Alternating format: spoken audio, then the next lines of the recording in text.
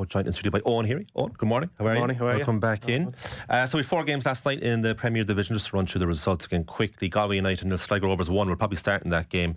Elsewhere, Waterford 1, Shamrock Rovers 2, St. Pat's 4, Cork City 0, and Drogheda United 2, Shelbourne 1. But as I say, we'll start with the Connacht Derby. A massive result for Sligo. Absolutely, absolutely. And you'd expect Galway down there, it'd be tough to beat.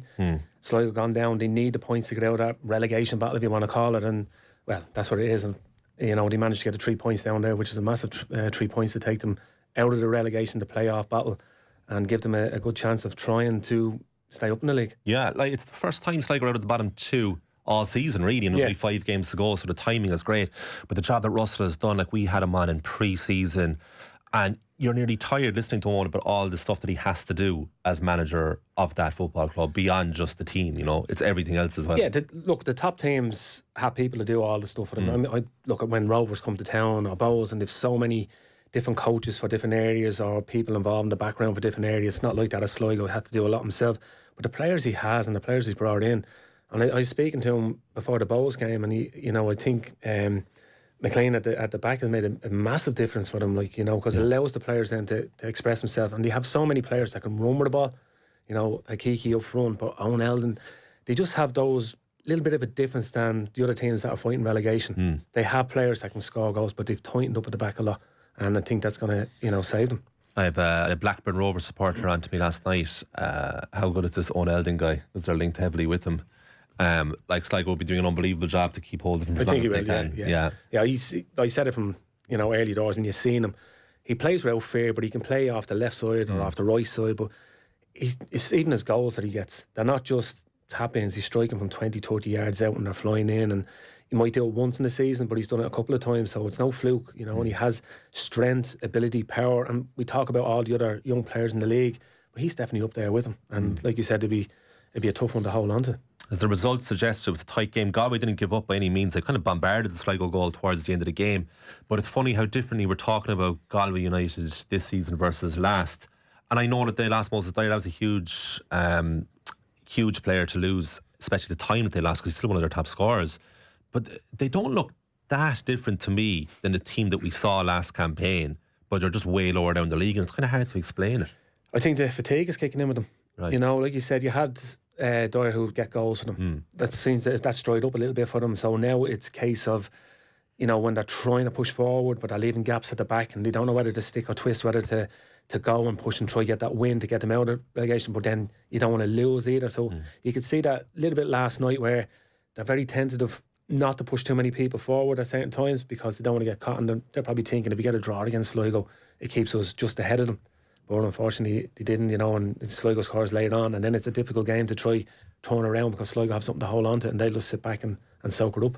They were bang level yesterday. This time yesterday, Sligo and Galway on 31 points. Now Sligo, of course, have 34 points. So Galway are 9th. They're in that promotion relegation playoff position. Cork City completely doomed. I mean, what do you do if you're part of Ger Nash's coaching staff, or if you're the head coach? Because Cork City didn't lay a glove on St. Patrick's Day last night. It could have been a lot more than 4. And they have the cup coming up against Pats again, so in their mindset they'll be thinking that's turn us across at least. They need to change it around. They got a great result against Rovers the weekend, 1-1 draw. They haven't been too bad. No, they've been alright over the last 5-6 games, but last night just really put them to bed, Pats did. But you look at the run-in, and I think Sligo probably have the more difficult run-in out of all the teams. Cork probably have the easier of the run-in, but they're too far off it. Probably to 8 points. To try keep up with Sligo. As I said, they have Pats, Derry, Shells, Rovers. That's 4 of the top teams that are fighting for Europe. They're difficult games for them. Compared to the Galway, we'll have Cork, Rovers, Bows, Drogheda, and then Waterford. So they probably, Sligo, I think, have a little bit more to do to stay up, but they're capable of getting results in those games. That's the thing with them.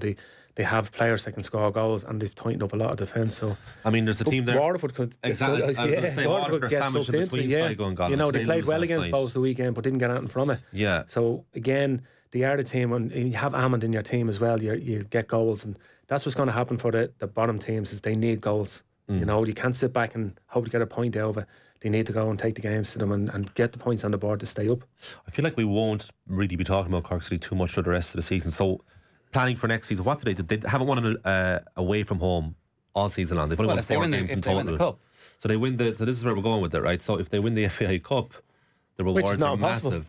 very much not impossible. Because you look at Drogheda last year. But they're one of the worst teams you've seen in the Premier Division for a while. And we said that about Drogheda last year. Like, you know, they struggled so much last year, and then all of a sudden they win the cup, and it just turns the whole season around for them this year.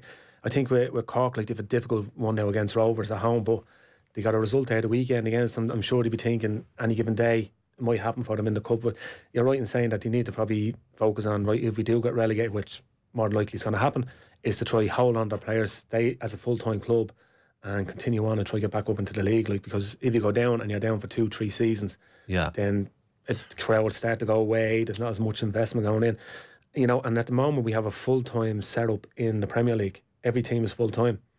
Once one goes down, we could have a part-time team coming back up, and it changes the whole reflection of the league again. I don't know how much you got involved and you were captain or head coach when it comes to ticket pricing, but Cork City are going to have to look at it, because it's €25 this season for an adult. I think it's €16 for a kid. Yeah, it's very like when you go down to the first division. The problem that they seemed to have last year was that they didn't walk the first division, but they certainly dominated a lot of games. So there was actually almost a bit of apathy and complacency set in because the expectation to win. Yeah, and I think the signings then as well they brought in at the time. Like, but it's still a good looking team. Owen. Like, I was looking at the 11 last night, and it was like there are still elements of that side that other teams in the Premier Division, way more established setups, would want in their squad. Like, yeah, and I think it was probably strange that when they brought Nash in at the time, you were probably saying, well, maybe a more experienced League of Ireland manager would have helped them and probably got results and got them over the line or out of the relegation battle at least. But you know, it's a baptism of fire for him. He come in and it hasn't gone to plan for them. It took him a while before he even got his first points on the board. But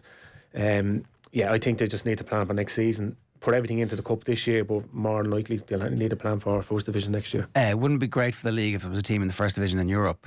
Like, nothing against Cork City and their desire to win. Fair play. What a great story for them. But having a first division team in European football next season, the other side of that is that actually the money from that would allow them to keep all their players, but they'll ramp home with a record number of points if they have. Yeah, I think you're right in saying, like, the money would be great, keep their players, keep their squad, probably add to it and look to get straight back up into the Premier Division. But in terms of the games then that they'll be playing lesser opposition. They won't have as much of a challenge when they go to play in Europe, and that's the difficult thing. We see it with Celtic, Rangers, these, when they're struggling or in Europe, but they're playing against weaker teams in their league, and then they try to step up. They're not capable of doing it. And the cup winners have a Europa League. They go straight to the Europa League qualifiers, so they'll have a better route into the Conference League next season. They'll skip around. So really, like, as a neutral at this point, with the 4 teams left, you want the best team to come out representing the league in European. Yeah, well, I'm sure a lot of neutrals will be saying, like, well, you'd expect Rovers to be there anyway in Champions League. They'll win that. Then it's as a neutral, I don't want Rovers to win either.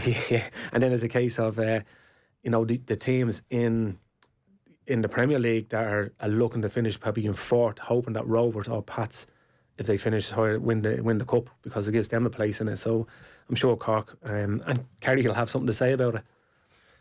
To make matters worse for Cork City, just to really stick the dagger into the heart of pain that they're feeling, 2 former Cork City lads score for Shamrock Rovers last night, and they go down to Waterford and win. I suppose the same question with Waterford along the lines in Galway is that, like, is there fatigue setting in there? What's happened? Like, we had Keith Long in studio here talking about how well it was going for Waterford for so long until suddenly kind of it wasn't. They've 1 point from the last 6 games, Waterford. They might get away with it because there's so few games left in the season. But it's been a strange campaign overall from them. I think from Waterford's point of view, you're right, when Keith Long was there, and they did all right at the start. They win up in Derry and things like that, but then they go on a run where they didn't get points for a while, and Keith gets sacked, and they bring Coleman in. So again, they sort of tended a little slum that he hit, but then they hit a high again, and they start picking up and winning games, and you think, oh, they're going to come good again, like, and then all of a sudden they hit a slum again. It just seems to be that way with Waterford. They're either up or down with them. There's no, as you say, maybe fatigue is kicking in, but there doesn't seem to be that momentum throughout the whole season. And they have good season pros. It's not as if, these are young lads and they don't know what they're doing and things like that, but they have good season pros. They've good players there. As I said, Alman is a massive feature there, as in not only playing wise, but also, I'd say, a good voice in the dressing room for them. And like you said, it's a matter for them. They're a team that when they go out against the likes of Bows and go out against the Rovers and Derry, they're capable of beating them. And as I said, against Bohs the weekend, they were unlucky not to get something from that game. They played really, really well, and the keeper makes a silly mistake for the first goal. But he made a great save last night, actually, Stephen McMullen, to make up for that mistake from a header. Well, you don't make up for the mistake because you lost points on Friday because of maybe from his own confidence, you know. But no, they're a team that I think will be okay. They'll finish mid-table, but I think going forward next year they'll have to improve their squad and improve their mentality of maintaining it the whole year. When they go to Shells this Friday night, Waterford. Shells lost to Drogheda last night. I suppose, I won't say the bigger fish to fry anything, but they could understandably be fairly distracted by what's coming next week in that first game in the Conference League group against Hacken. Yeah, I don't buy into that, being honest, because it's still a week away. They need to get into Europe. And I watched the game last night. That was the game I was more interested in. Yeah. Drogheda, the usual setback, allowed Shells have the ball. Shells played very well up to the middle third, and in the last third he didn't create anything. You know, they had one shot, 78% possession. Yeah, and they had one shot, really good effort in Meepo in the first half. The keeper pulls off a fantastic save. Other than that, they were never really a threat. You know, they were playing half crosses in, if you want to call it, and it was just, you know, heading away with Keeley or, you know, any of the other centre halves. They just kept putting their heads on it. There was no threat in behind. There was no threat just in front of them. They didn't seem that they just lacked sort of effort in the last third of the pitch. And saying that, the goals, like you look at the goal, I don't know why Lunny's trying to play a back pass from the halfway line back towards his keeper, but the keeper. But Spiel stops, he runs and stops, runs back. I can see that, but Spiel was back in his box, but Paddy Barrett was there closer. He should have just come across and cleared that ball, and he's too tentative to try to go out and clear it, and then he stays off, and when Kameen gets the ball and he's in the box, Paddy Barrett doesn't engage him then, he just turns his back on it and it bends to the far corner. Now, it was a great finish, but it's easily cut out by Paddy straight away, and the keeper, once he backtracks, Paddy has to take control of that situation. It's a mad goal, Kareem's goal last night for Drogheda, that first goal against Shells. It's probably the goal of the night, but like it's the two opposite ends of football in two touches of it. So Kareem, his first touch in the box is horrendous. Yeah, it's a bad touch. It gives Barrett, it's about 2 yards ahead of him, but he makes up for that with the finish, which is and he has to hit that finish because of his touch. Exactly, and if you look at Lunny actually nearly gets back to him. So Paddy should have been engaged with him a lot sooner than that. Once he was heading away and goal, but like you said, it was a bad first touch, but he still had time then to say, well, no one's coming to hear me, I'm going to just bend this to the far corner. It was a fantastic finish. Yeah. But he shouldn't have even got on the end of that ball, like, you know, but it was a great work by him. And I had to say, Drogheda are probably the most hardest working team I've seen in the league, from centre forward back. They're two centre forwards nearly on the edge of their box defending, you know, and then trying to get up the pitch. So, and the fitness of them, the effort of them, the organisation was top class last night for them, I had to say. I have a certain degree of expectation about Drogheda now because they're so well organised, despite the turmoil they've had to deal with this season with Europe, and it didn't happen and all that after the FA Cup, and then losing on penalties to Shamrock Rovers recently. I'd say many other weaker sides would have not disappeared, but felt a bit flat. Never seems to be the case with Drogheda. No, and everyone expects them to keep dropping off. Yeah, like we've sat here many a times said, Drogheda probably they hit their peak. But just keep defying the odds and just keep coming out and throwing out results, and they're still in there with a chance, albeit they're 4 points off, but they're still in there with a chance to try to get Europe again, and they'd be hoping to finish probably fourth in the table, because like I said, if the likes of Rovers win the cup, it might give them a chance then to the Europe. So they're 4 points off automatic, but it's a 50-50, slightly better than 50-50, that there's going to be one of Rovers or Pats winning the cup, right? Like they're favourites, heavy favourites, and I'm not writing Kerry or Cork off, in fairness, but so that was a massive game, because if Shells had won that, they'd had a game in hand. And they pushed right up then, they'd have been a point off them, so I think, to Colin's point, that's an incredible job of management to have all of the letdown and the court case ongoing, will we, won't we, and then at the last minute to have your heart broken. One of the reasons why I'd say some players enjoyed the cup win so much. Obviously you get a medal, but it's also like, European glamour. Exactly, yeah. And then for it to be stolen away in the way it was, like.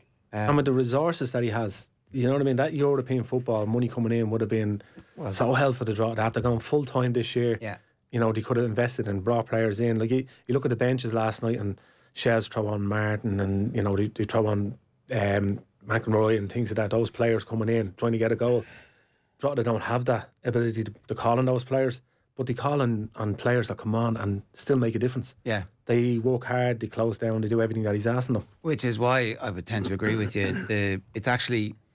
It's almost, now that they've qualified for the group stages, it's almost more important that they qualify for Europe next season than it is that they perform well in the group stages. Whatever, like obviously they need to perform well in group stages, and all the points are worth money and all that. But actually, if they're not in Europe next season, then they'll lose players in the off season and everything slows down. The eyes in the club, I'm talking about Shelbourne here, obviously, the eyes in the club are less, and their ability to sign good players diminishes. So, like, this is the bit where they've got to push on. It needs to, because like that, you'll have a taste of Europe, as you said, this year, and then if you don't make Europe again, then the likes of Rovers will come knocking for your players, and they'll be like, well, I want to be winning leagues, but I also want to be, playing in Europe year in, year out, and that's the thing why Shells have done so well, but they need to push on now and they need to get Europe. And I think finishing, as I keep saying it, in that fourth position and hope Rovers win the cup, I think that's a massive gap for any team to fill. I've been low-key obsessed about waiting for Jack Henry Francis to make his, I think last time was his full debut, first start. Yeah, how did he get on? They did well, that's to say. Shells midfield wise controlled it. Drogheda couldn't get near them. Drogheda had their only corner in the game in the 93rd minute. So Drogheda just saying, you just go and play in front of us, we'll just sit back here. And then when Drogheda got the goal, Shells didn't have any answers. They huffed and puffed, went down the sides, midfield, keeping the ball, going down the other side, but had no real chances in the game until they scored the goal. And then you're thinking the last 5 minutes there'd be an onslaught. Didn't happen. And as part of the culture war in terms of 3-5-2, 5 at the back, 4 at the back, no wingers. Yeah, I'm looking at that, and I'll be honest, I'm looking at teams that are playing 5 at the back and they're conceding more goals than they would if they were playing 4 at the back.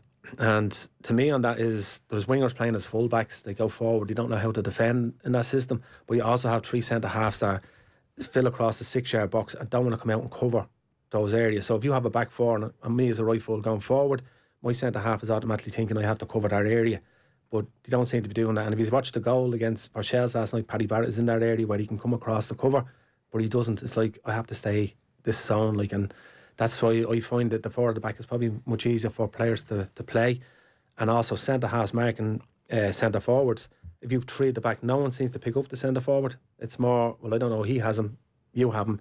Whereas if you're 2 at the back, 2 centre-halves, I'd be like, right, Colm, you go and mark in front, I'll sit behind and sweep this up. So it's more organisation skills, I suppose. Or maybe it's just the players themselves don't know how to play it. Full set of games on Friday coming. The pick of them is, on paper anyway, it's first against second, with Shamrock Rovers against Bowes, but there's 10 points between them and Rovers have a game in hand. How have you rated this season overall, as a competition? Because look, nobody's confirmed champions. There's nobody definitely down yet, but it looks all a bit like a foregone conclusion compared to the drama of this time last year. Well, I think if Rovers win this weekend and Derry lose, they're champions. It's done, and it's simple as 4 games to go. Derry go to Drogheda as well. Yeah, so overall, I think that we all expected Rovers to bounce back after last year. I thought it'd be more of a challenge from Derry, probably a little bit closer to them ourselves or Bowes, but unfortunately that's not the case. But I think it's more interesting now, the European positions. It seems to be a little 3-tier league, if you want to call it. You'd have Rovers out on their own, then you have the little batch of Bowes, Derry, Pats, Shells, Drogheda, all fighting for those places, and then you have the relegation battle. But overall, it's been interesting, it's been enjoyable. You can't say it's not. As I said, the teams fighting for European spots makes it a little bit more interesting come the end of the season, rather than normally you're saying, who's going to win the league, and like last year where Shells are losing games but are still getting over the line. This year we don't have that. We found ourselves where we were in the Premier League last season, which was we knew the champions, we knew the relegated sides, and it was the European places that we're all interested in now. So that brings me to next season already, with the acknowledgement that we still have to finish this campaign. But I'm already thinking, Jesus, who's going to be the nearest challengers to Shamrock Rovers next season? Because there's no reason why they would weaken. Yeah, no, you're dead right, and I think you'd have to expect Derry to be closer, because this is the first year under the manager. So you're saying, right, he's had 1 year now to analyse the league. I want to put it, next year has to be that challenge for them. If they don't, because that's the reason why Rory had gone, he didn't win the cup. Yeah. And obviously didn't challenge for the league. He should have won the league 4 weeks before the league finished. It looked like it was all on. Yeah. Derry. So you're looking at next year and saying, who's going to be up there to challenge Rovers? Rovers will strengthen as they do every year. Will Shells be up there? I don't know. Will Bowes be up there? It's hard to say. It's hard to see. It's hard to see anyone challenging Rovers for the next few years either. What about Stephen Bradley being motivated to keep going? No problem? No, I don't think it's an issue for him. If you're winning leagues and winning cups in Europe, it's great. Yeah. He could be managing Galway, and he could be down fighting relegation and not in Europe and out of the cup. Where would he rather be? And have players that he can call on if someone is injured. They have a player like for like that can come in, and like Jack Bourne's gone. He has Healy coming into the midfield. He's so many talented players there at his disposal. Why would you want to go anywhere else? What kind of a job has Tiernan Lynch done at Derry? I think he's done all right in his fourth season. Well, depending if they get Europe. If they get Europe this year, then he can say, well, first year in, he's had to get in Europe, had to finish in second in the league. Won't be too bad. I know they finished third last year, so it's a little bit of an improvement on last year if you want to put it on his fourth season. But if they miss out in Europe this year, are we going to say it's a good season for them? You can't, because they've invested a lot into their squad this year. Like, they've brought players in from Scotland, they've players in from England that have a lot of experience and good players, so you'd expect them to be at least European spot this year for his fourth season, I would think. Is this one of those years that Bohs are going to regret not being slightly better, given that they've had Dawson Devoy play so well over the course of the season? And it hasn't been vintage Shamrock Rovers in that they've been really good in patches, but they've also dropped points unexpectedly as the season has gone on.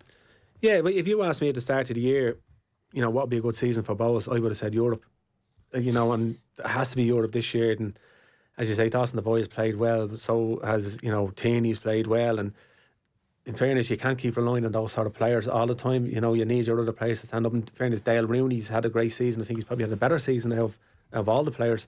But European football has to be the goal for Bohs this year. They do a lot of investment off the pitch.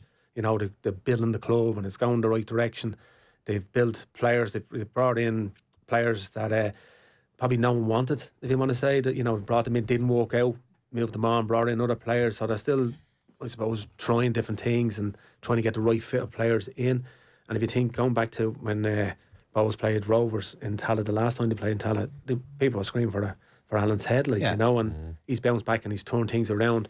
Got a new deal. Yeah, and now they're at the, I suppose, the business end of the season, but they're hit and miss at the moment. They've gone back to where they were at the start a little bit, where you expect them to win the Derry game like it was 4-3 after getting back into the game, taking the lead, getting back into the game.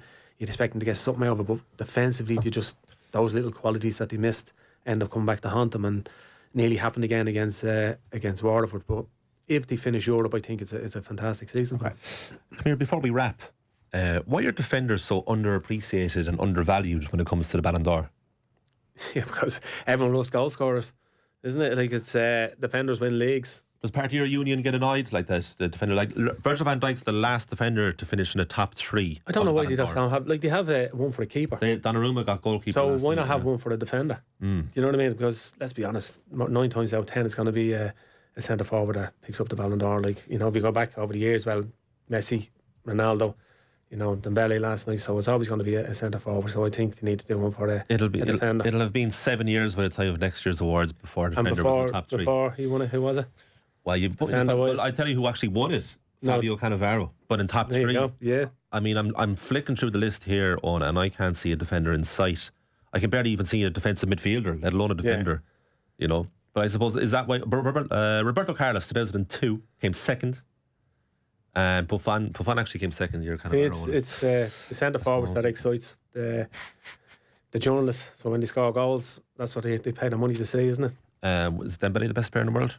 Absolutely. Last year he was, I think. So? Yeah, I think so. I mean, the season he had where they've won everything, but also the fact that he changed games like on his own with his assists or his goals, in crucial games coming to the European Champions League when they won it.